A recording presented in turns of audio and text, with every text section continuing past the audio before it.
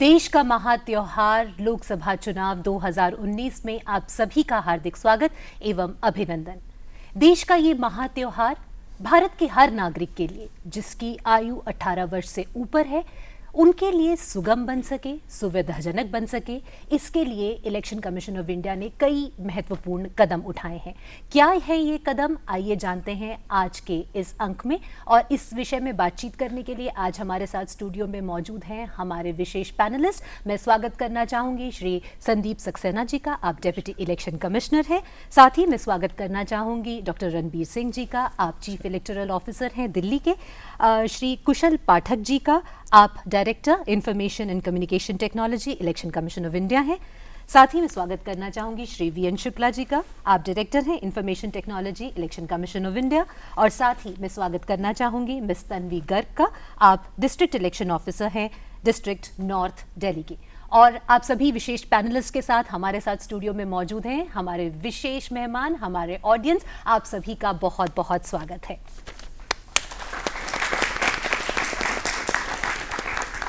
तो जैसा मैंने अभी कहा कि इलेक्शन कमीशन ऑफ इंडिया ने कई ऐसे महत्वपूर्ण कदम उठाए हैं ताकि इस पूरे महात्योहार को, इस चुनावी प्रक्रिया को हर भारतीय नागरिक के लिए जो वोट दे सकता है, हर मतदाता के लिए सुगम बनाया जा सके। आपने कई कदम उठाए हैं, लेकिन इन कदमों में जो इलेक्शन कमीशन की एक नई पहल रही है वो है इंफॉर्मेशन टेक्नोलॉजी के माध्यम से, उसके सहारे इसे और एक्सेसिबल और इसे और आसान बनाया जा सके हमारे हर मतदाता के लिए। तो चर्चा की शुरुआत करते हैं। सबसे पहले संदीप सक्सेना जी, आपसे ये जानना चाहेंगे कि किस तरह से इंफॉर्मेशन टेक्नोलॉजी के इस यूज़ की आपने शुरुआत की और क्या क्या नए कदम आपने उठाए हैं। Priya ji, election commission of India हमेशा से ही, शुरुआत से ही इंफॉर्मेशन टेक्नोलॉजी के अधिकाधिक उपयोग करके इलेक्शन को ट्रांसपेरेंट और साथ ही सुगम बनाने के लिए कदम उठाता रहा है। आपको याद होगा 1990 के दशक में जब पहली बार ईमेल और फैक्स शुरू हुए थे, तभी फैक्स के ऊपर ईमेल के द्वारा जानकारियां मंगा के कंपाइल करके और इसको उपयोग करने का शुरुआत की थी। 90 के दशक में ईवीएम का उपयोग शुरू हुआ। 2004 से इलेक्ट्रॉनिक वोटिंग मशीन सभी जगहों पर इस्तेमाल हो रही हैं और अब वीवीपैट भी यूज़ हो रहा है। जब 2004 के बाद में डेटाबेस मैनेजमेंट बढ़ा, तब से ही इलेक्शन कमीशन ने तरह तरह के एप्लीकेशन का उपयोग किया हुआ है। और मैं अगर समीप में लाना चाहूँ तो जो आज की कटिंग एज टेक्नोलॉजी है, जिसको हम क्लाउड टेक्नोलॉजी कहते हैं, लार्ज डेटाबेस मैनेजमेंट कहते हैं और मोबाइल टेक्नोलॉजी कहते हैं, इसका अधिकाधिक उपयोग किया है। अगर मैं इसको बहुत छोटे में बताना चाहूँ तो दो मुख्य काम होते हैं इलेक्शन कमीशन के। पहला, मतदाता सूची का लगातार अप टू डेट संधारण करना, और दूसरा होता है इलेक्शन जहां भी डिक्लेयर होता है वहां पर इलेक्शन कंडक्ट करना। तो इसके लिए टेक्नोलॉजी का यूज़ करके एक तरफ ERO net, national electoral roll maintenance के लिए uniform platform application on cloud technology, पूरे देश के 90 करोड़ से ज़्यादा मतदाता हैं, उन सभी को एक ही जगह पर उनका डेटाबेस रख के, सिक्योर डेटाबेस रख के, और सीमलेस ट्रांसफ़र ऑफ लोगों की जो एक जगह से दूसरी जगह जाते हैं देश में कहीं भी, तो उनके नाम को जोड़ना, ये ईआरओ नेट के माध्यम से किया जा रहा है। और साथ में ही इलेक्शन को कंडक्ट करने के लिए तरह तरह के एप्लीकेशन बन रहे हैं, जिनका कि मैं आपको डिटेल बताऊंगा, जो कि हमारे चुनाव कंडक्ट कराने वाले अधिकारियों के लिए भी होते हैं और साथ में ही सामान्य हमारे जो मतदाता हैं, जो हमारे स्टेक होल्डर हैं, पॉलिटिकल पार्टी है, मीडिया है, उनको तुरंत उनके साथ में कनेक्ट करने के लिए भी इसका उपयोग किया जाता है। जी बिल्कुल। शुक्ला साहब, आपसे जानना चाहेंगे कि किस तरह से एक आम नागरिक ऑनलाइन अब फाइल कर सकता है और किस तरह से उसके स्टेटस के बारे में जानकारी पा सकता है। ये एक बहुत अच्छा सवाल है। आज की जो यंग जनरेशन है ये आजकल सूचना प्रौद्योगिकी के बहुत करीब है, मोबाइल टेक्नोलॉजी के भी काफ़ी करीब है, इसलिए इनके लिए हमने एक नेशनल वोटर सर्विस पोर्टल बनाया है प्रिया जी, जिसके द्वारा हर कोई अपना नाम जोड़ना, अपना नाम घटाना या अपने आप को स्थानांतरित कर लेना या अपने किसी गलतियों की, नाम में कहीं गलती अगर है, जो रजिस्टर्ड है, पंजीकृत मतदाता है, उसके नाम में कुछ गलती है, पते में कुछ गलती है, उसका बदलाव करना, इसके लिए हमने एक नेशनल वोटर सर्विस पोर्टल बनाया है। और काफ़ी अच्छे से उसका रिस्पॉन्स मिलता है। उसके द्वारा हमारे अधिकारियों के संपर्क में वो लोग आ सकते हैं। जी। एक बात मैं और भी बताना चाहूँगा कि ये एक मोबाइल एप्लीकेशन के द्वारा भी संभव है। वोटर सर्विस एप्लीकेशन के द्वारा भी, एक मोबाइल ऐप के द्वारा भी ये जमा कर सकते हैं। और जो सूचना प्रौद्योगिकी प्रयोग नहीं करते वो अपने आप अपने हार्ड कॉपी में देंगे ऑफिसेस में ले जाकर। इस तरह से हम उसका प्रयोग करते हैं। दो बातों पर मैं खास तौर पर कहना चाहूँगा। जब भी एनवीएसपी पर हम अपनी एप्लीकेशन, अपनी अर्जी, अपना आवेदन देते हैं, उस समय 2-3 बातों का ध्यान रखना आवश्यक है। एक तो अपने पते का एक प्रूफ आपको देना होगा, उसको स्कैन करके अपलोड करना होगा। दूसरा, अपनी जो डेट ऑफ बर्थ है, जन्म तिथि, उसका एक प्रमाण आपको वहां देना होगा और अपना एक फोटो देना होगा। अक्सर हम देखते हैं कि फोटो गलत सलत आती हैं।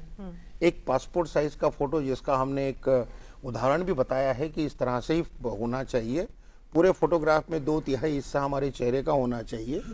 इस तरह से देखते हुए इन सबको अपलोड करने का प्रावधान हमने कर दिया है।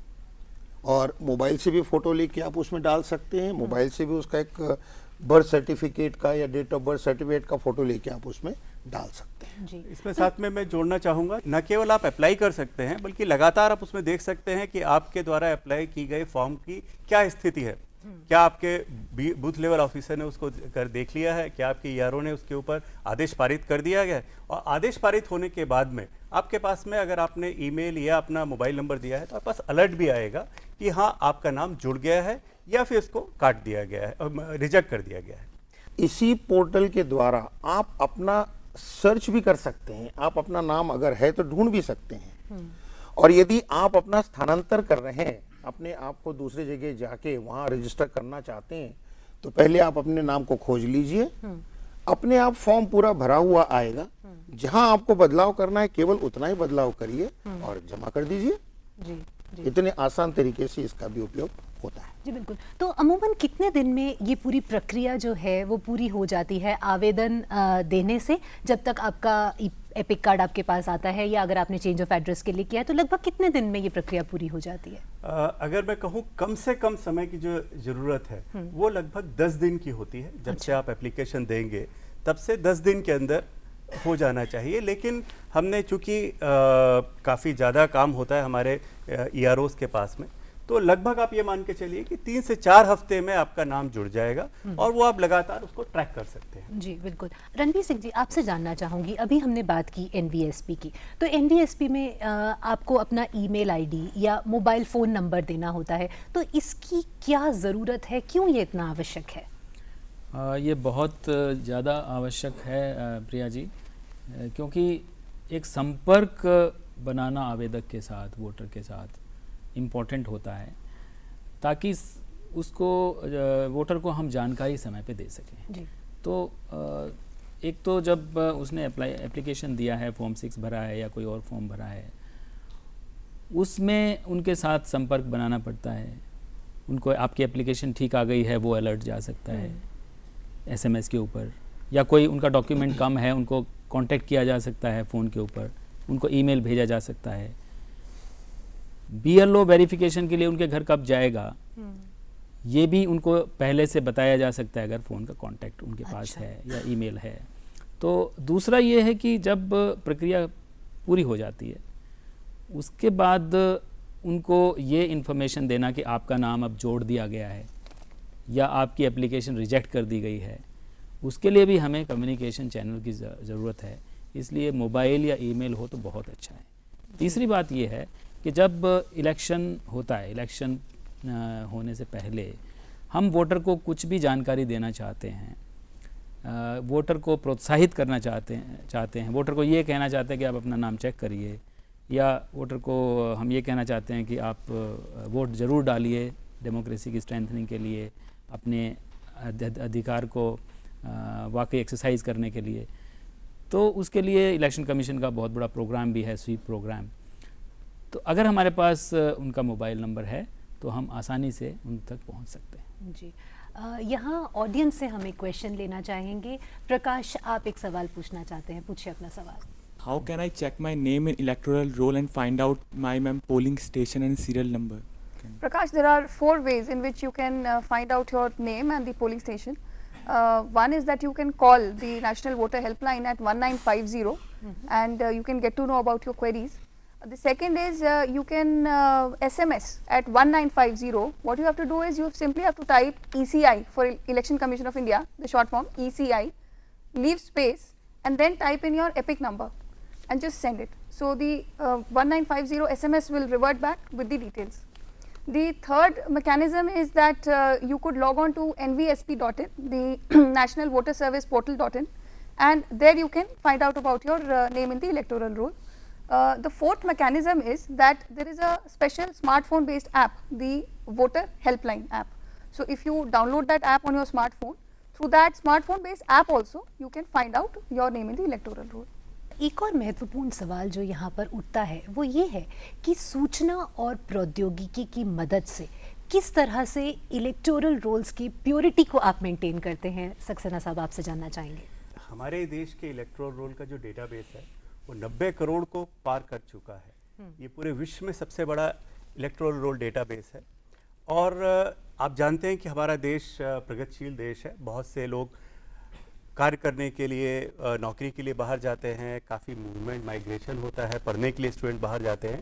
तो एक ज़रूरत थी कि एक सिंगल डेटाबेस बने जिससे कि इलेक्टोरल रोल हेल्दी और प्योर हो सके और वो हमने unified photo electoral roll UNPAR के नाम से क्लाउड पर ये पूरा डेटाबेस रखा हुआ है। और आपको जान के खुशी होगी कि अब अगर आपने एक बार अपना नाम रजिस्टर करा लिया है तो उसके बाद अगली बार आपको कुछ भी करना है तो आपके एपिक नंबर से पूरे इंफॉर्मेशन अवेलेबल होगी और किसी का नाम दूसरी बार नहीं आ सकता। 3 चीज़ें हैं जो कि हम लोग करते हैं। पहला तो ये है कि हर एक मतदाता को जोड़ा जाए, इसके लिए हम हमेशा प्रयासरत रहते हैं इलेक्शन कमीशन ऑफ इंडिया में।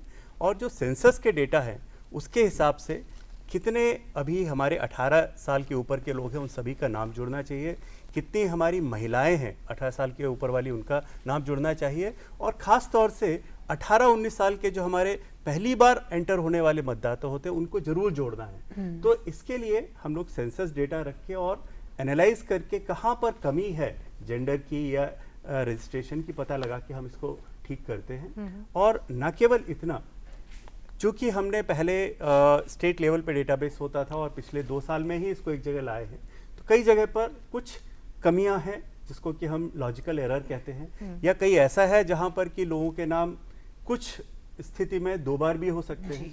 उन सभी को सूचना प्रौद्योगिकी का हम इस्तेमाल करते हुए और एक एक करके उसको ठीक कर रहे हैं। और आपको जान के खुशी होगी कि आज की डेट में इलेक्टोरल रोल इन सभी जो जितनी भी कमियां थी इन सबको ऑलमोस्ट हमने दूर कर लिया है। जैसे अभी आपने बात की डुप्लीकेसी की एक नाम 2 जगहों पर हो सकता है, ठीक उसी तरह से एक और सवाल है वो ये है कि कई वोटर्स जो कि शायद अब नहीं हैं इस दुनिया में, तो उनके नामों के लिए आप मतलब उनके नामों को हटाया जा सके, इसके लिए किस तरह के कदम उठाए जाए? एक फॉर्म 7 होता है, फॉर्म 7 भरा जाता है उन व्यक्तियों के लिए जिनका नाम हटना है।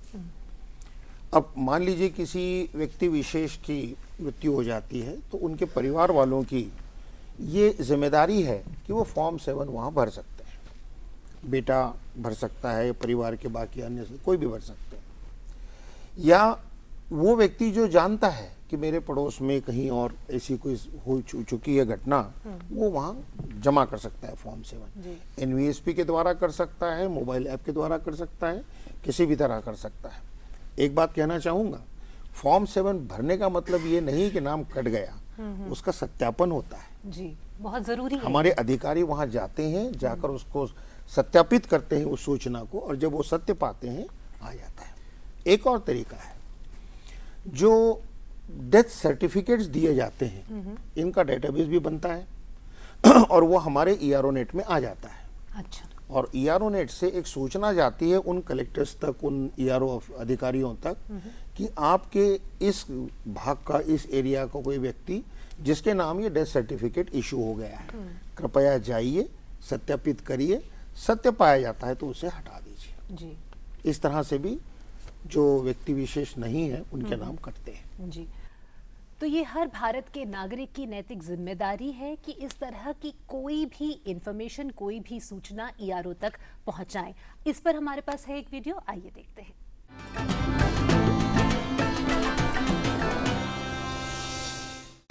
मैं वोट करने जा रहा हूँ, मुझे आशीर्वाद दीजिए। इसके लिए तो हम आज भी जिंदा हैं। जिंदा तो हम वोटर्स लिस्ट में भी हैं। आत्मा शांत नहीं है मेरी। कोई हमारे नाम का गलत इस्तेमाल कर ले तो वोटर्स लिस्ट में से हमारा नाम कटवाना भी तो इसी की जिम्मेदारी है। जिम्मेदारी निभाएं, मरणोपरांत परिजनों का वोटर आईडी फॉर्म 7 जमा करके निरस्त कराएं। फॉर्म 7 nvsp.in पर ऑनलाइन भी आसानी से जमा कर सकते हैं।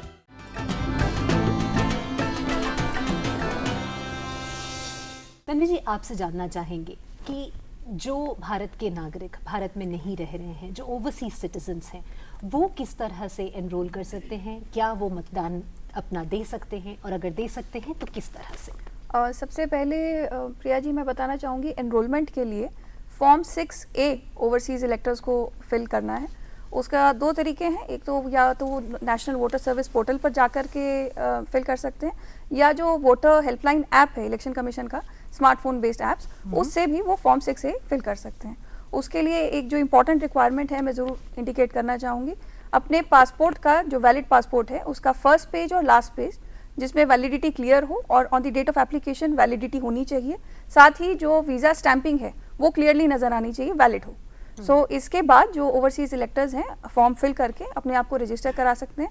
हालांकि जब इलेक्शन होगा तो उन्हें यहीं आकर के, इंडिया में आकर के जो भी उनका कंसर्न्ड कॉन्स्टिट्यूएंसी होगी वहाँ जा कर के वोट देना होगा। तो यही बात अब सर्विस वोटर्स के लिए भी है, जो डिफेंस पर्सोनल हैं, जो मुस्तैदी से भारत के सीमा पर हैं या दूर दराज इलाकों में पोस्टेड हैं, वो लोग किस तरह से अपना वोट दे सकते हैं? शुक्ला जी, आपसे जानना चाहेंगे। ये भी एक अच्छा सवाल है। उसके लिए उन्हें पहले अपने आप को सर्विस वोटर के रूप में पंजीकरण उनका करना होगा। पंजीकरण करने के लिए हमने एक online service voter registration portal भी बनाया है, जिसके द्वारा एप्लीकेशन हमारे पास पहुंचते हैं, उनका पंजीकरण होता है। और ये जो सर्विस वोटर्स का डेटा है, इसको हम एक अलग पार्ट बनाकर उसको संगठित कर लेते हैं जी। और इन वोटर को हम एक पोस्टल बैलेट भेजते हैं। कानूनन उन्हें पोस्टल बैलेट भेजना होता है, या वो प्रॉक्सी अपॉइंट कर सकते हैं। 2 तरीके से वोट कर सकते हैं। पोस्टल बैलेट पहले जो भेजे जाते थे पोस्ट के द्वारा, उसमें जाने का समय, आने का समय कुछ ऐसे हो जाता था कि कई बार उनके वोट पहुंच नहीं पाते थे। अभी आपने कहा कि तट पर बैठे हैं, उतने दूर पोस्ट में जाना और आना समय लेता था। इसलिए निर्वाचन आयोग ने एक नया प्रयोग किया, जिसमें सूचना प्रौद्योगिकी का उपयोग करते हुए एक electronic transmission postal ballot system बनाई, जिसके द्वारा उनका पोस्टल बैलेट उन तक एक रास्ते से इलेक्ट्रॉनिकली पहुंच जाता है। अलबत्ता वापस लेने की प्रक्रिया उनको वहां प्रिंट करना होगा और एक पोस्ट के द्वारा ही उसको यहाँ भेजना होगा। इस तरह से पोस्टल बैलेट के द्वारा वो अपना वोट दे सकते हैं। और जो पुलिस पर्सोनल है या डिफेंस पर्सोनल है जो रिटायर हो चुके हैं, तो क्या उनको सर्विस वोटर्स की कैटेगरी से अपना नाम हटाना होता है? वो नाम उनको हटाना होता है। प्रावधान ये है कि जिस दिन वो रिटायर करते हैं, उनका जो रिकॉर्ड ऑफिसर है वो हमें खबर करता है और उसका नाम वो वहाँ से डिलीट कर देता है। अच्छा। किंतु डिलीट होने का मतलब इलेक्ट्रॉनिक रोल या इलेक्ट्रिक रोल में से बाहर गया, ऐसा नहीं है।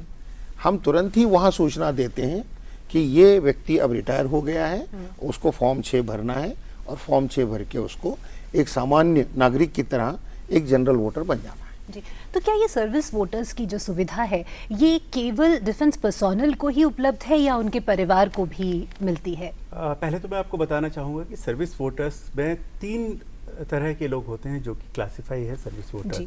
पहला जो हमारे डिफेंस पर्सनल है, यानी आर्मी, नेवी, एयरफोर्स और कोस्ट गार्ड के लोग। फिर सेंट्रल पैरामिलिट्री फोर्सेस जितनी भी हैं हमारी, वो उसके सभी सदस्य। साथ में ही जितने भी स्टेट गवर्नमेंट की आर्म्ड पुलिस स्टेट के बाहर डिप्लॉयड होती है, ये दूसरी कैटेगरी है। तीसरी कैटेगरी है गवर्नमेंट ऑफ इंडिया के काम के लिए हमारे ओवरसीज एम्बेसीज हैं, मिशंस हैं, करीब 185-186 हैं, वहाँ पे जो लोग डिप्लॉयड हैं, ये सब लोग जो सर्विस में हैं यूनियन ऑफ इंडिया के, वो सभी सर्विस वोटर हैं। और साथ में ही उनके साथ में जो उनकी पत्नियां हैं वो भी सर्विस वोटर बन सकती हैं। अच्छा। लेकिन बच्चे नहीं, केवल अच्छा। पत्नी। अच्छा। इस मुल्क की तामीर में तेरा खून भी है, तेरी कुर्बानियां भी। याद रखना के मुल्क ये महफूज है क्योंकि तू है। इस मुल्क का जर्रा जर्रा कर्जदार है तेरा, तेरे खून की हर एक बूंद से तूने इसे संवारा। तेरे मुल्क को हरदम तेरा साथ है जरूरी, तेरी आवाज भी जरूरी, तेरा वोट भी जरूरी, तेरी आवाज भी जरूरी, तेरा वोट भी जरूरी। सेना और केंद्रीय बलों के सदस्यों से आग्रह है कि वो खुद को सर्विस वोटर के तौर पर www.servicevoter.nic.in पर ऑनलाइन रजिस्टर करें। आप फॉर्म डाउनलोड करके ऑफलाइन भी रजिस्टर कर सकते हैं।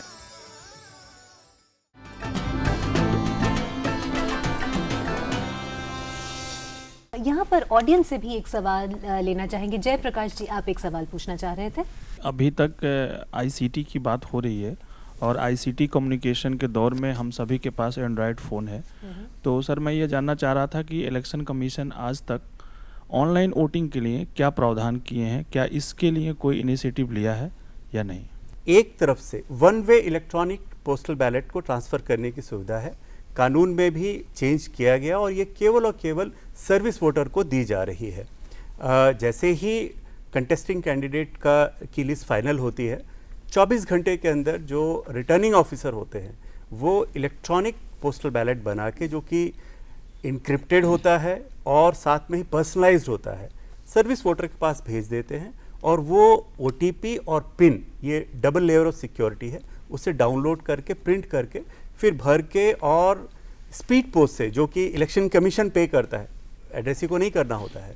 जहाँ तक R&D का सवाल है, इसके बारे में काम चल रहा है, लेकिन अभी तक उसके ऊपर प्रोटोटाइप बनाना बाकी है। और साथ में ही आपको मालूम होगा कि ये सभी कानून के हिसाब से होता है, तो हो सकता है आने वाले समय में ऐसा कभी समय है, लेकिन आज के समय में ऑनलाइन वोटिंग का कोई प्रावधान नहीं है। किस तरह से भारत का आम नागरिक अपना योगदान दे सकता है? कि अगर हम बात करें इलेक्शंस की, तो कई बार हम देखते हैं कि मसल पावर है, मनी पावर है। तो अगर भारत के आम नागरिक को इसके विषय में रिपोर्ट करना है, इसके विषय में अगर ध्यान केंद्रित करना है, तो ऐसे में वो किस तरह से अपना योगदान दे सकते हैं? इलेक्शन कमीशन ऑफ इंडिया का एक बहुत ही नोवेल इनिशिएटिव है to empower the citizen. Election commission of India हमेशा से ये कहता रहा है कि इलेक्शन की जो जान है वो है एथिकल वोटिंग, एथिकल इलेक्शन। क्योंकि अगर इलेक्शन एथिकल नहीं है, अगर इलेक्शन में लेवल प्लेइंग फील्ड नहीं है, अगर बराबरी नहीं है, अगर एक कैंडिडेट को बहुत अनड्यू एडवांटेज है, दूसरे कैंडिडेट को डिसएडवांटेज है, तो फिर वो इलेक्शन फ्री एंड फेयर नहीं कहा जा सकता। बिल्कुल। तो इसको फ्री एंड फेयर बनाने के लिए कई सारे इश्यूज़, कई सारी चीज़ें हैं जो इलेक्शन कमीशन ऑफ इंडिया ने करी हैं। एक उसमें बहुत बड़ी चीज़ है मॉडल कोड ऑफ कंडक्ट का कॉन्सेप्ट। जिस दिन इलेक्शन अनाउंस होता है उस दिन मॉडल कोड ऑफ कंडक्ट लागू हो जाता है। इसका मतलब ये है कि तमाम पॉलिटिकल पार्टीज़ और कैंडिडेट्स और तमाम गवर्नमेंट अथॉरिटीज़ सबको उस मॉडल कोड ऑफ कंडक्ट का पालन करना होता है, ताकि किसी को अनड्यू एडवांटेज ना हो, किसी को अनड्यू डिसएडवांटेज ना हो। इसमें किसी को डर दिखा के या किसी को प्रलोभन दिखा के किसी का वोट ना लिया जाए, वो सारी चीज़ें हैं। अभी इन चीज़ों के ऊपर निगरानी करने के लिए नागरिक को इनेबल किया गया है। उसके लिए सी विजिल ऐप लॉन्च हुआ है। इस ऐप से क्या होगा कि इसको आप डाउनलोड कर लीजिए, अभी एंड्रॉयड पे अवेलेबल है, बाद में आईफोन पे भी अवेलेबल होगा। एप्पल पे। इसमें आप पिक्चर लीजिए, अगर आपको आप देखते हो कि कहीं पे कुछ गलत काम चल रहा है, कोई कैश बांट रहा है, कोई कैंडिडेट या उसका एजेंट, या कोई गिफ्ट्स बांट रहा है, या लिकर बांट रहा है, या कोई हेट स्पीच कर रहा है, कुछ ऐसी बात अपनी स्पीच में बोल रहा है जिससे कि कम्युनिटीज़ के अंदर डिवीज़न हो जाए जी, या कोई और मेल प्रैक्टिस चल रही है जो कि एथिकल इलेक्शन के लिए ठीक नहीं है, तो ऐसे केस में नागरिक खुद वहाँ पर इस ऐप के माध्यम से एक फ़ोटो ले सकता है या एक छोटा सा वीडियो बना सकता है, तकरीबन 2 मिनट का वीडियो। उसकी शर्त यह है कि आप फ़ोटो या वीडियो अपने फ़ोन की गैलरी से इंपोर्ट नहीं कर सकते, वो इस्तेमाल नहीं कर सकते, आपको ऐप से ही शूट करना पड़ेगा वो। ओके। और 5 मिनट के अंदर उसको अपलोड करना होगा। अगर 5 मिनट तक आपने उसको सबमिट नहीं किया तो फिर आप उसको सबमिट नहीं कर पाएंगे, फिर आपको दोबारा से फ़ोटो या वीडियो लेना पड़ेगा, फिर आप सबमिट करें। तो जैसे ही आप उसको सबमिट करते हैं वो तुरंत आरओ के पास पहुंच जाएगा, रिटर्निंग ऑफिसर के पास। तो ये जो स्टेप है ये इसलिए ज़रूरी है ताकि उस वीडियो को एडिट ना किया जा सके या कोई गलत वीडियो उस तरह से ना उस पे अपलोड किया जा सके। बिल्कुल अच्छा। प्रिया जी, आपने बिल्कुल सही बात की है, क्योंकि ऐसा भी हो सकता है कि लोग किसी को बदनाम करने के लिए वीडियो में कुछ और हो, उसको एडिटिंग करके कुछ और भेज दें, तो इसलिए ये कंडीशन है कि वो लाइव ही भेजेंगे। आप जैसे आपने क्लिक किया तुरंत आप भेजिए। तो आपने जैसे ही भेजा वो पहुंच गया रिटर्निंग ऑफिसर के पास जी। अब वो रिटर्निंग ऑफिसर के नीचे एक टीम होती है, वो उसको सबसे पहले फ्लाइंग स्क्वाड को मार्क करेंगे, उसको असाइन करेंगे। Flying squad with in next 5 to 15 minutes वहाँ पहुँच जाएंगे। अच्छा। और ये जो फोटो है या वीडियो है ये जियो टैग्ड होता है, जहाँ पे खींचा गया है उसका जियो एड्रेस उसके ऊपर लेबल में आ जाता है। आप गूगल मैप के माध्यम से स्ट्रेट अवे वहाँ पहुँच सकते हो, आपको टाइम भी नहीं लगेगा, आपको एड्रेस भी पूछने की ज़रूरत नहीं है। तो वहाँ पहुँच गए तो वहाँ पे आप देख लेंगे, आप उसको वेरीफाई कर लेंगे, क्योंकि इसमें टाइम स्टैम्प्ड प्रूफ है इस कंप्लेंट के अंदर ही, तो उसको वेरीफाई करना बहुत आसान होगा जी। तो जाके वेरीफाई करेंगे, अगर वो सही पाया गया वो तुरंत रिपोर्ट देंगे, वो रिपोर्ट जाएगी आरओ के पास, आरओ उसको फिर विद इन 100 मिनट्स, उसमें 100 मिनट की समय सीमा है, 100 मिनट के अंदर उस कंप्लेंट को डिस्पोजल करना होता है। और इसमें हमने ये देखा है कि ये बहुत ही पावरफुल टूल है जी। बिल्कुल। एक तो आज सबके पास स्मार्टफोन है और सब लोग इलेक्शन के टाइम में जाते हैं, कहीं रैली हो रही है, कोई प्रोसेशन हो रहा है, कहीं कुछ और हो रहा है, उनके आस पड़ोस में कुछ हो रहा है, ये इस ऐप से फ़ोटो लेके या वीडियो लेके भेज सकते हैं। इसका इस्तेमाल पहली बार ये जो अभी हाल ही में 5 राज्यों में असेंबली के इलेक्शन हुए थे वहाँ पे किया, और इसके बहुत ही एनकरेजिंग नतीजे देखने को मिले। इससे पहले क्या होता था, कंप्लेंट्स आती थी, उनमें तकरीबन 20-25% कंप्लेंट्स में वेरिफिकेशन पे सही पाई जाती थी।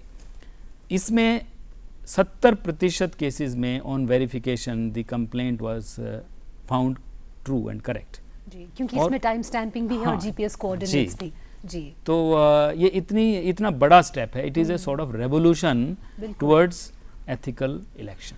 राइट। तो क्या सूचना देने वाले का नाम भी इसमें गोपनीय रखा जाता है?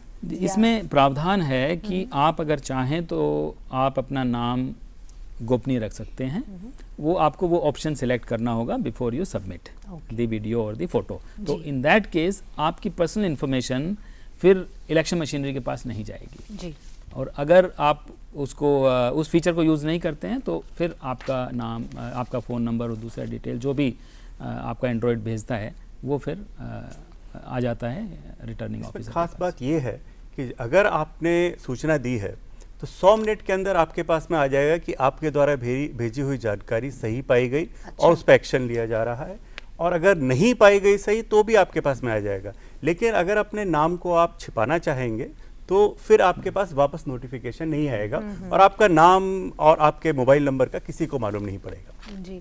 तो आपने अभी फ्लाइंग स्क्वाड की बात की, तो क्या वो 24 घंटे तैनात रहते हैं इन इसके रिस्पांस के लिए? जी बिल्कुल।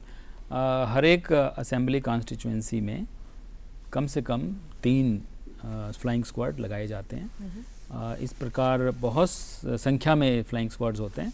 इस तरीके से ये लगाए जाते हैं ताकि 15-20 मिनट में वो टीम वहाँ पहुँच सके। सी विजिल का एक कंपोनेंट तो सबने जान लिया कि वो सिटीजन एप्लीकेशन है जो आप सब लोग डाउनलोड कर सकते हैं, लेकिन इसका अंदर का पहलू ये है कि हमारे जो पूरे देश भर में जो लोग इसको यूज़ करने वाले इंस्पेक्टर्स हैं उनके पास भी एक मोबाइल एप्लीकेशन होता है, वो भी सी विजिल इन्वेस्टिगेटर कहलाता है। अच्छा। उसके माध्यम से जैसे ही डिस्ट्रिक्ट कंट्रोल रूम में ये मैसेज आता है तो घंटी बजती है और घंटी बजते ही वो केस डिस्ट्रिक्ट कंट्रोल रूम से साइन हो जाता है एक इन्वेस्टिगेटर को। इन्वेस्टिगेटर को भी एक घंटी बजती है अपने मोबाइल फ़ोन में कि ये आपके पास केस असाइन है। विद इन 5 मिनट्स वह केस उसको एक्सेप्ट या रिजेक्ट करना होता है। मान लीजिए उसके पास 12-15 केसेस हैं तो वो रिजेक्ट कर देगा। अगर उसके पास कम केसेस है तो उसको एक्सेप्ट करता है और फिर वह पॉइंट पे जब पहुंचता है तो उसकी रिपोर्टिंग भी उसको मोबाइल से करनी है। अच्छा। वो पेपर पेन से रिपोर्टिंग नहीं करता है, उसको अपनी रिपोर्ट में 10 फोटो और डॉक्यूमेंट अपलोड करने होते हैं मोबाइल से। और ख़ास बात यह है कि कई बार फ्लाइंग स्क्वाड्स के साथ प्रॉब्लम थी कि वह स्पॉट पे जाते ही नहीं थे, तो अब ये रिस्ट्रिक्शन है कि जब तक वह उस स्पॉट पे पहुंचेंगे नहीं तब तक वो रिपोर्ट का जवाब दे नहीं पाते हैं। तो अब ये कंपलसरी हो गया है कि सारी फ्लाइंग स्क्वाड भी उस लोकेशन तक पहुंच सके। Last but not the least, जो हमारे ऑब्जर्वर्स जो डिप्लॉय होते हैं, सीईओ होते हैं, डिस्ट्रिक्ट इलेक्शन ऑफिसर होते हैं, उनके पास भी आज एक मोबाइल एप्लीकेशन है जिससे कि वो सारी सी विजिल जो उनके क्षेत्र में फाइल हो रही हैं उनको वो देख सकते हैं। ऑब्जर्वर ऑन द स्पॉट पहुंच सकते हैं और देख सकते हैं क्या इन्वेस्टिगेटर ने सही जवाब दिया कि नहीं, और उसके अकॉर्डिंगली वे फर्दर उसमें एक्शन ले सकते हैं। सो अगर आप देखेंगे तो पूरी प्रक्रिया में it is nicely stitched IT application. So जिसको हम कहते हैं पहले IT application, now it is ICT application. Communication technology का फुल यूज़ किया गया है एंड टू एंड। हमारे पास कुछ क्वेश्चंस ऑडियंस से भी हैं। सुमन, आप एक क्वेश्चन पूछना चाह रही थी? जी पूछिए। इलेक्शन कमीशन ऑफ इंडिया ने हमारे लिए क्या आईटी इनिशिएटिव लिया है?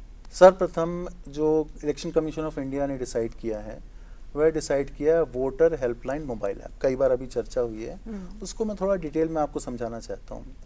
यह वोटर हेल्पलाइन मोबाइल ऐप न केवल आपका एक मोबाइल एप्लीकेशन है जिसमें आप इलेक्शन के बारे में जानते हैं, बट उसमें रियल टाइम आप इंटरेक्शन कर सकते हैं। नंबर 1, अपना नाम ढूंढिए जाके। अगर आपको अपना नाम मिल गया, खुशी की बात है, well done, congratulation, share in social media. लेकिन मान लीजिए आपको नाम नहीं मिलता है, तुरंत आपके पास फॉर्म लिस्ट हो किया जाएगा, भैया आप फॉर्म भर लीजिए, नया फॉर्म भरना भर लीजिए। मैं आपको अपना पर्सनल एग्जांपल बताता हूँ कि मेरे फादर ने पहली बार जब इस मोबाइल एप्लीकेशन को यूज़ किया, वो 30 साल से वोट डालते चले आ रहे हैं, उनको पता नहीं था कि उनके नाम में नाम की गलती है। पहली बार जब मोबाइल एप्लीकेशन में अपना नाम डाला तो बोले, ये मेरा नाम तो गलत निकला। तुरंत उन्होंने मोबाइल एप्लीकेशन से अपना नया फॉर्म भरा और जाके उनके पास नया एपिक कार्ड डिलीवर हो गया। तो दूसरी ये फैसिलिटी जो एक महत्वपूर्ण है आज की डेट में कि आपको डेस्कटॉप में नहीं जाना, आपको किसी ऑफिस में नहीं जाना, बट मोबाइल आपको खोलना है, 5 स्टेप के प्रोसेस में पूरा फॉर्म सबमिट हो जाता है। पहले लोगों ने कई प्रॉब्लम महसूस की कि भाई फॉर्म सबमिट करते हैं तो कई बार जाता नहीं है, तो हमने क्या किया कि फॉर्म आप लोकली सेव कर लीजिए। मोबाइल में तो ये ताकत है, आपके नंबर से लिंक है वो, तो आपके पास सेव हो गया। जैसे ही उसको इंटरनेट मिलेगा तुरंत वो बैक एंड में अपने आप चला जाएगा। तीसरी महत्वपूर्ण सेवा जो मोबाइल एप्लीकेशन में वो है कंप्लेन लॉजिंग फैसिलिटी। आज की डेट में कंप्लेन लॉन्च करने के लिए अगेन सी विजिल तो अलग ही है, सी विजिल तो लाइव केसेस के लिए, पर आपके रेगुलर केस हैं, आपने कहा भाई मेरा एपिक कार्ड डिलीवर नहीं हो रहा है या मुझे अपने किसी अधिकारी के खिलाफ कंप्लेन करनी है, तो वो भी आप इसी मोबाइल के माध्यम से कंप्लेन कर सकते हैं। उसके बाद उसका स्टेटस जान सकते हैं। जैसे ही कोई रिटर्निंग ऑफिसर या इलेक्टोरल रोल ऑफिसर के पास उसका जो क्वेश्चन जाता है, तो जैसे ही उसका जवाब लिखता है तुरंत मोबाइल में आपको दिखेगा कि भाई आपका एक्शन ले लिया गया, ये उसका जवाब है। तो हर बार जब आप कंप्लेन लॉन्च करते हैं तो date, time stamping with a particular ID आपको वह मिलता है। यह तो रही बात कंप्लेन की, फॉर्म की, इलेक्टोरल सर्च की, बट इससे भी बेहतरीन चीज़ें आपको जो मोबाइल में मिलेंगी वह मिलेगा कि अब आप रिजल्ट जब आएगा तो रिजल्ट की सारी जानकारी, अगर आपने अपना एपिक नंबर डाला तो आपको आपकी पार्लियामेंट्री कंस्टिट्यूएंसी में अभी कौन जीत रहा है, कौन आगे चल रहा है, वो भी आप देख पाएंगे। Live update. लेकिन आपको केवल अपनी पार्लियामेंट्री कंस्टिट्यूएंसी ही डाल सकते हैं। उसके लिए करना क्या पड़ेगा, पहले आपको डाउनलोड करना पड़ेगा एप्लीकेशन। डाउनलोड होने के बाद आपको अपना एपिक नंबर होना जरूरी है। जैसे ही आपने डाला तो आपको लाइव अपडेट GIS मैप में दिखाई देगा। सो यह एक जो इंटीग्रेटेड एप्लीकेशन है, ना केवल ये स्वीप एक्टिविटी को प्रमोट करता है, प्रमोशन एक्टिविटी, गैलरी, आप हम लोगों के बारे में जान सकते हैं, इलेक्शन की प्रोसेस जान सकते हैं, एक एक प्रक्रिया की पूरी जानकारी इस मोबाइल ऐप में अवेलेबल है। लेकिन इसके बारे में आपको मैं बताना चाहता हूँ, जो हम लोगों ने एक और महत्वपूर्ण पहल की है वह PWD वोटर्स के लिए है, person with disabilities. Person with disabilities के साथ सबसे बड़ी प्रॉब्लम होती थी कि वह इलेक्टोरल रोल ऑफिसर के पास अप्रोच नहीं कर पाते थे। उनके पास डिसेबिलिटी है, उनका देखने वाला कोई नहीं है, इलेक्टोरल प्रोसेस से वह कंप्लीट कट ऑफ थे। नाउ इलेक्टोरल ये हमारे कमीशन ने तय किया था पिछले साल कि भाई इनके लिए भी फैसिलिटेट करने के लिए कोई मोबाइल एप्लीकेशन होना चाहिए जिससे कि अपने घर बैठे हुए अपना फॉर्म भर सकें। पर PWD वोटर फॉर्म भर सके, अगर वो फॉर्म भर ही सकता पूरा फॉर्म तो वो तो उसके पास 50 और तरीके थे। बट ये रियलाइज़ किया गया कि वह फॉर्म नहीं भर सकता, उसको फैसिलिटेट करना है। तो एक यूनिक मोबाइल एप्लीकेशन लॉन्च किया गया जिसका नाम रखा PWD ऐप। अच्छा। वह भी अगर आप जाएंगे गूगल प्ले स्टोर में तो PWD ऐप के माध्यम से आपको मिलेगा। इस PWD ऐप के माध्यम से PWD अपना इलेक्टोरल एपिक ID अगर डालते हैं तो उनको अपनी डिटेल दिख जाती है। सर्वप्रथम वह अपने आप को मार्क कर सकते हैं कि मैं PWD हूँ, मेरे को किस प्रकार की प्रॉब्लम है, मेरे पास क्या मैं ब्लाइंड हूँ, क्या मैं चल नहीं सकता। जब ये मार्क करते हैं तो आज की डेट में CEOs जो रिस्पेक्टिव CEOs हैं, DOs हैं, उनके पास वो लिस्ट आ जाएगी और उस लिस्ट के माध्यम से जब वह दिव्यांग वोटर अगर उस पोलिंग स्टेशन में आता है तो उसको एक स्पेशल फैसिलिटी वो प्रोवाइड कर सकते हैं। सबसे बड़ी उस एप्लीकेशन की खास बात यह है कि आप केवल अपना नंबर और एड्रेस उसमें भर के छोड़ दीजिए, बूथ लेवल ऑफिसर के पास तुरंत वो मैसेज पहुंचेगा और बूथ लेवल ऑफिसर उस कागज़ को प्रिंट लेगा, उस एड्रेस के साथ उसके घर में जाएगा और डोर स्टेप फैसिलिटी दे के आपका फॉर्म भराएगा। So that is the level the election commission has reached where we are now going door to door specially for those who require the assistance. जी, हमारे साथ ऑडियंस में है रम्या जी। रम्या जी, आप भी एक सवाल पूछना चाहती हैं? हम ट्रांसजेंडर्स कम्युनिटी के पर्सन्स को अपने वोटर ID बनाने के लिए क्या करना पड़ेगा और कैसे इस ऐप का यूज़ किया जाएगा? कमीशन जब इलेक्टोरल रोल बनाता है तो 3 लिंग उसमें बताए हुए हैं, पुरुष, महिला और थर्ड जेंडर जिसको हम कहते हैं। आपने ट्रांसजेंडर कहा, और ये फैसिलिटी फॉर्म 6 के अंदर भी है जिसमें कि आप उसको अगर टिक कर देंगे तो आपको अलग से चिन्हांकित करके रखा जाएगा। और चूंकि हमारे पास में इलेक्ट्रॉनिक डेटाबेस है तो अब अलग से ये सुविधा दी जा सकती है। इसमें आप चाहें तो अपने माता का, पिता का नाम लिखिए या आप अदर्स या गुरु का नाम भी उसमें लिख सकते हैं। इस तरह से आप चाहे NVSP पे जाके आप ऑनलाइन अप्लाई कर सकते हैं, अभी कुशल पाठक जी ने बताया कि आप मोबाइल फ़ोन से भी कर सकते हैं, या फिर आप फॉर्म भर के करना चाहें तो भी कर सकते हैं। जेंडर चेंज इशू की, जैसे कि हमारा वोटर ID बना हुआ है और जेंडर चेंज करने का, तो वो सबसे बड़ा प्रॉब्लम आता है। इसके लिए आपको कुछ परेशान होने की ज़रूरत नहीं है। आपको फॉर्म 8 भरना होगा, फॉर्म 8 होता है, उसमें आप जेंडर चेंज करने के लिए अप्लाई करिए, तुरंत हो जाएगा ये।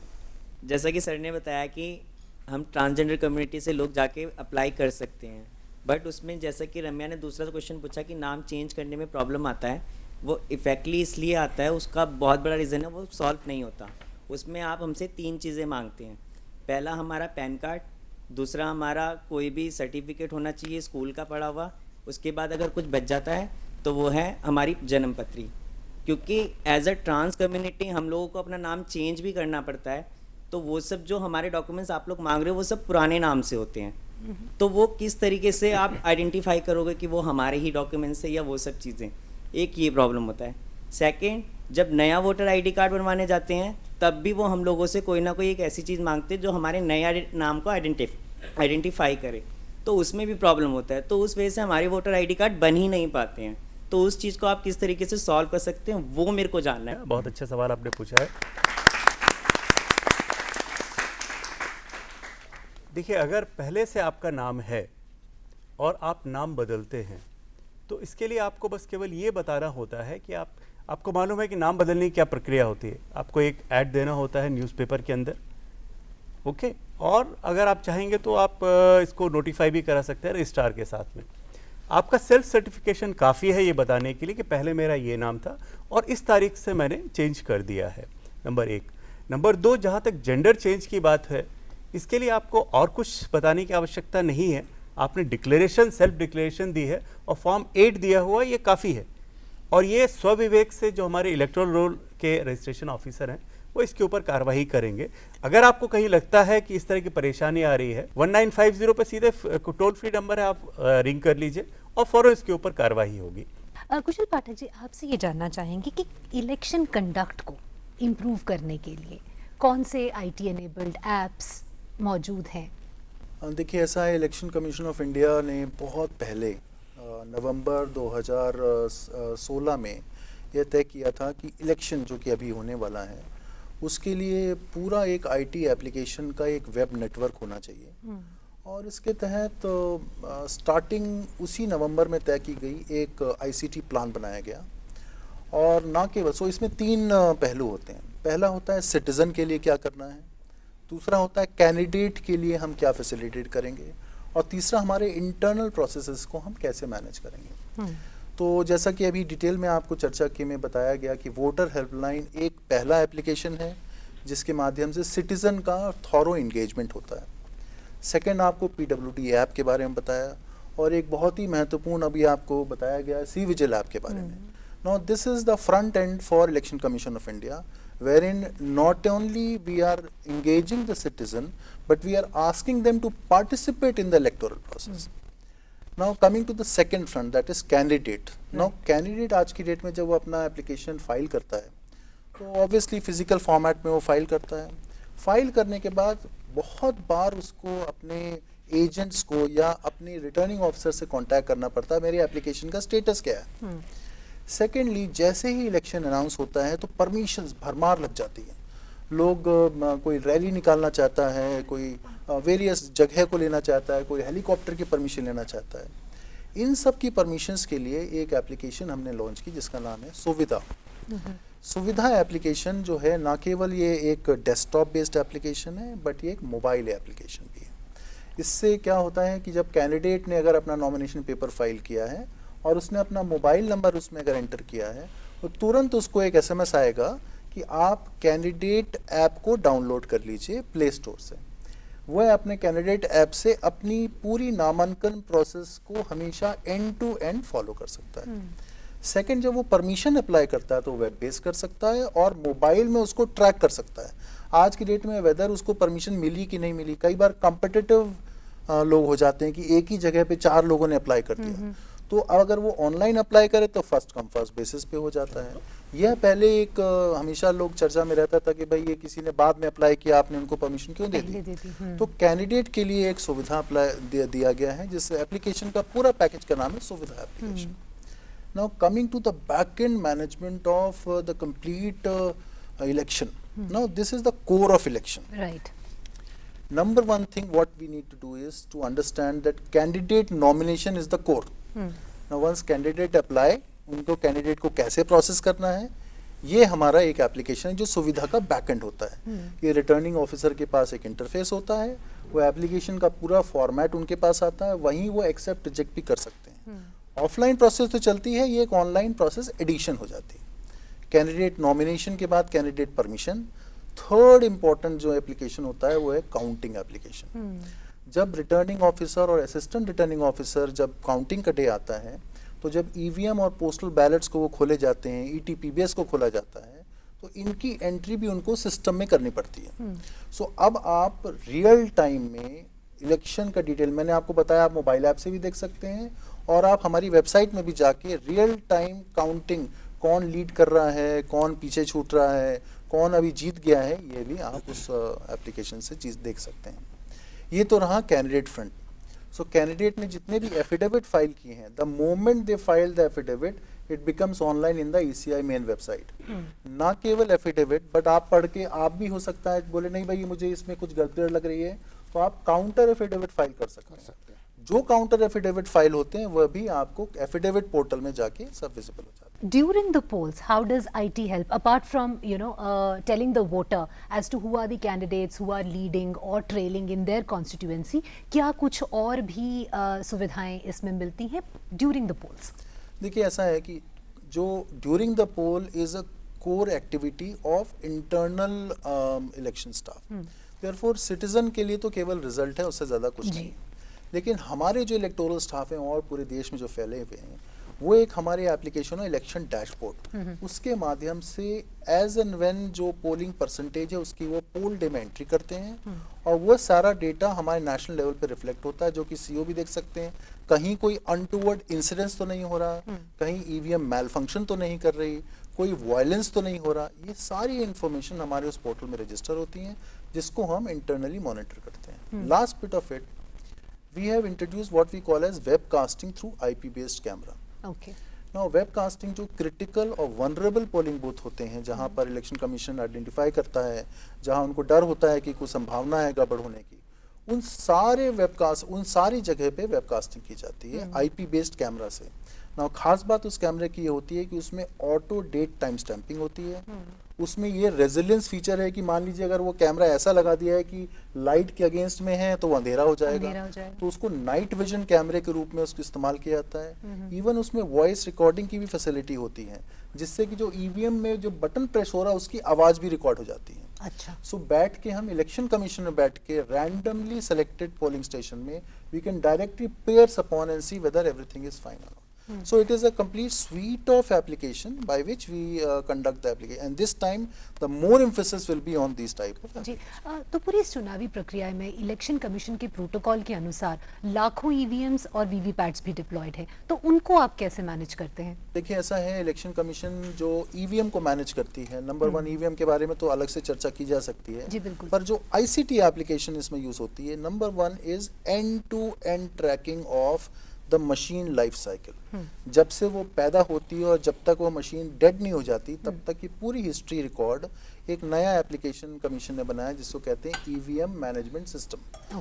नाउ ईवीएम मैनेजमेंट सिस्टम जो है ईएमएस एप्लीकेशन, इसमें कोई भी मशीन के बारे में अगर हमारा इंटरनल स्टाफ बहुत सिक्योरिटी लेवल है उसमें, जब वो सर्च करता है तो वो देख सकता है कि मैन्युफैक्चरर से कब चली, किसके पास गई, किस स्टेट में गई, किस इलेक्शन में उसको यूज किया गया, क्या उसमें इलेक्शन पिटीशन फाइल हुई, इलेक्शन पिटीशन से वो कब रिलीज हुई, क्या वो ट्रेनिंग के लिए इस्तेमाल की गई। So that is one part of it. Second part of it is very very important, now the election commission has taken a call, is about randomization of those machines.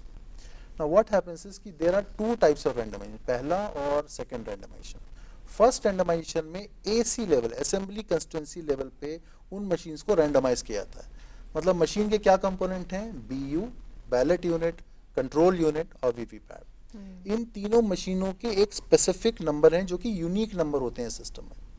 ये जो पूरे स्टॉक में machines होती हैं, उन पूरे stock की machines में एक रैंडम मशीन को बटन दबाया जाता है और उनको असेंबली वाइज सेग्रीगेट कर दिया जाता है in front of political parties. Now अगर पॉलिटिकल पार्टी का अंदेशा है कि नहीं मुझे ये ठीक नहीं लग रहा है, आप दोबारा रैंडमाइज करिए, तो वह दोबारा करता है, तिबारा करता है और 100 बार भी कर सकता है अगर चाहे। और लास्ट 3 रैंडमाइज जो हुए हैं नंबर, उनको ऑन स्क्रीन कंपेयर कर सकता है। हाँ, ये मशीन तो पहली बार में यहाँ गई, दूसरी बार में कहीं और दिख रही है, तीसरी बार में। सो दे कैन बी 100% सेटिस्फाइड कि मशीन्स को कोई फिक्स नहीं किया गया किस जगह पे जाना। नाउ सेकेंड रैंडमाइजेशन जब होता है, सेकेंड रैंडमाइजेशन के टाइम में यह तय किया जाता है 5-7 दिन पहले इलेक्शन के कि ये मशीन फाइनली किसके साथ पेयर होगी और ये फाइनली किस पोलिंग बूथ में जाएगी। मतलब किसी को नहीं पता होता कि ये मशीन अब फाइनली किस जगह जाने वाली है, बस वो सॉफ्टवेयर से तय किया जाता है रैंडमाइज करके। और ये कैंडिडेट के प्रेजेंस में या उनके एजेंट के प्रेजेंस में होता है, और ना केवल ये उनको दिखाया जाता है पर हर एक स्टेप की प्रक्रिया में उसको प्रिंट आउट लिया जाता है। अच्छा। सो वो प्रिंट आउट से देख के देख सकता है, अच्छा पहली बार में तो ये मशीन यहाँ गई, सेकंड में दूसरे पोलिंग बूथ में गई और तीसरे में कहीं और गई। So this is an end to end process of EVM management system. तो ये तो बहुत ज़रूरी जानकारी थी जिसके बारे में मुझे लगता है कि भारत के हर मतदाता को मालूम होना चाहिए, और ये हम इस कार्यक्रम और आप सभी के माध्यम से देश की जनता तक पहुंचा रहे हैं। तो इससे पहले कि हम इस चर्चा को समाप्त करें, चाहती हूँ कि दर्शकों के लिए आप सभी अपना संदेश दें। इलेक्शन आने वाला है, दिल्ली में तो 12 मई को है, लेकिन देश में अलग अलग फेजेज़ में चुनाव 11 अप्रैल से शुरू है। तो सभी लोग अपना अपना नाम चेक करें वोटर लिस्ट में, अगर नहीं है तो नाम डलवाएं। वो जो 18 साल के हो गए हैं 1 जनवरी 2019 या उससे पहले, अपना नाम ज़रूर ऐड करवाएं वोटर लिस्ट में और इस इलेक्शन में ज़रूर वोट करें। तो ये बहुत इम्पॉर्टेंट है। दूसरा मैसेज मेरा ये है कि वोट डालें अपने विवेक से, जानकारी हासिल करके। तो it should be informed voting and ethical voting. मैं आप सभी लोगों से अपील करना चाहूँगा कि आपके हाथ में जो पावर दी जा रही है आईसीटी के द्वारा, इसका अधिक से अधिक उपयोग करिए। आप विजिलेंट सिटीजन बनिए और कोशिश करिए कि जहाँ पर भी किसी भी तरह का वायलेशन हो रहा है तुरंत उसकी जानकारी आप दें, और इस तरह से हमारी जो लोकतंत्र की प्रक्रिया है उसको और ज़्यादा स्वच्छ बनाने में हमारी मदद करें। 2 बातें मैं कहना चाहूँगा। पहले, एक फ़ोटो वोटर स्लिप आपके पास आती है,